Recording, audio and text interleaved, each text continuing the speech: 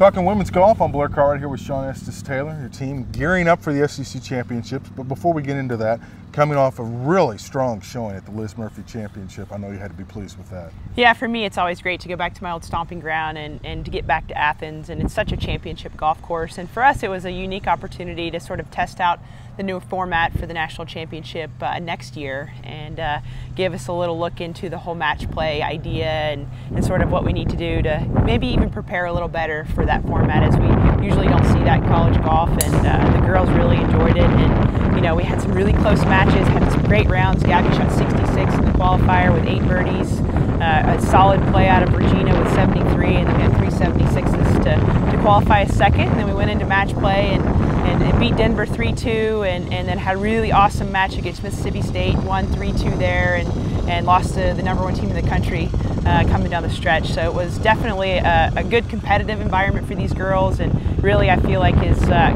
getting us ready and preparing us for the final phase of the journey. You make it sound great, but I mean, the USC match, a lot closer than maybe people might get the impression that it was. I mean, you guys went toe-to-toe with the #1 team. We did, and you know, we got a victory out of Emily Tubert in that match. We got a victory out of Regina. We had Gabby and Summer lost early, and then Emma took her match to the 18th hole, and it was good for them to notice that, you know, we're doing things right and we can hang with the best team in the country, and we're going to have an opportunity to do something special come the end of the year. How nice is it to have the confidence that comes out of that? Now you take that to the SEC Championship.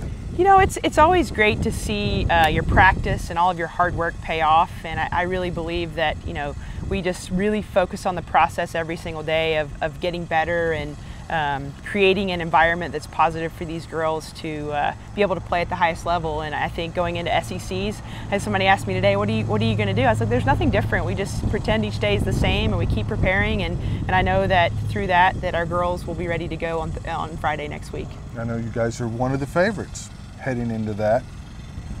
How does that affect how you prepare? And is that fair to say you all are one of the favorites? You know, I think our body of work this year has been consistent. It's been solid, and we have a lot of depth. And for me as a coach, it's exciting to know that, you know, we're bringing the right young ladies in here that are buying into our system and doing a great job. And, you know, heading into SECs, obviously, you know, the title is bigger of the championship, being our conference championship, but our process doesn't change, and our commitment level and our belief and our execution of our game plan, all of the simple things that have gotten us to where we are today are going to be the same for next week. Not only the Razorbacks in it for the team title, but also some individuals could step up and win that individual championship, which Arkansas has had a couple champions in the past. Sure, you know, with this team, I truly believe any of our 5 girls next week has an opportunity to win that championship. And you know, this week we're just, you know, sharpening their tools and making sure that each one of them goes in 100% ready.